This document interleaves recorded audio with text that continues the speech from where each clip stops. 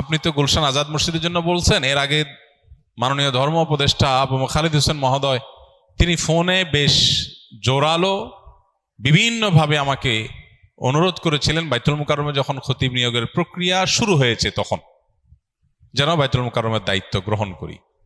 আমি বিনয়ের সাথে ওনাকে বলেছি, আমরা যখন প্রথম এখানে জুমা পড়ি, রমজানের প্রথম জুমা, সেদিন গুলশান আজাদ মসজিদের কমিটির একজন দায়িত্বশীল এসছেন। তিনি এসে আমাকে জুমার পরে অনুরোধ করেছেন বিনয়ের সাথে একই অনুরোধ গুলশান আজাদ মসজিদে ডেকে ওনাদের অফিসে বসে আমাকে অফার করেছেন, আর আমাদের অফিসে বহুবার এসেছেন। সম্ভবত সর্বশেষ চেষ্টা হিসাবে তারা যখন দেখছেন এখানে জুমা শুরু করে দিচ্ছি আমি, তখন প্রথম জুমায় তারা এখানে এসে আমাকে বিনয়ের সাথে অনুরোধ করেছেন শেষবারের মতো বিবেচনা করবার জন্য যেন অন্তত মাসে একটা জুমা গুলশান আজাদ মসজিদে পড়াই। আমি বিনয়ের সাথে বলেছি, এমনিতেই সফরের কারণে নানা কারণে সব জুমা থাকতে পারি না, এখানে আমি আমার আসুন্নার ছায়ায় ছাতায় আসা মানুষগুলোকে আমরা আর কিছু দিতে পারি বা না পারি, তাদের দিন যেন তাদের দিয়ে দিতে পারি, এই চেষ্টার অংশ হিসাবে আমি জুমা এখানে পড়াবো। আপনি তো গুলশান আজাদ মসজিদের জন্য বলছেন। এর আগে মাননীয় ধর্ম উপদেষ্টা আবু খালিদ হোসেন মহোদয় তিনি ফোনে বেশ জোরালো বিভিন্নভাবে আমাকে অনুরোধ করেছিলেন বাইতুল মুকাররমে যখন খতিব নিয়োগের প্রক্রিয়া শুরু হয়েছে তখন যেন বাইতুল মুকাররমের দায়িত্ব গ্রহণ করি। আমি বিনয়ের সাথে ওনাকে বলেছি, আমি একটা স্বপ্ন এখানে বীজ বপন করেছি।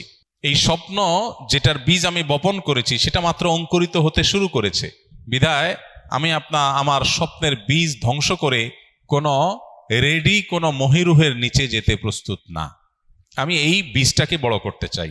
তো এই কথাগুলো বলার উদ্দেশ্য হলো, আমাদের ভূমিপল্লী মসজিদে যেখানে নামাজ জামাত দাঁড়াতো 1:30 কখনো কখনো 1:40 হয়ে যেত, সেই মসজিদে অর্থাৎ 1:40 যখন জামাত শুরু হতো সেখানে 10:30 11টা এর মধ্যে মসজিদের নিচতলার টয়টম্বর পূর্ণ হয়ে যেত। সারা দেশের বিভিন্ন জেলা থেকে মানুষ এসে অপেক্ষা করত। ওয়াক্ত হওয়ার আগে অনেক সময় নিচে জায়গা পাওয়া কঠিন হতো, হলেও পেছনে এরপর দোতলা জায়গা থাকতো।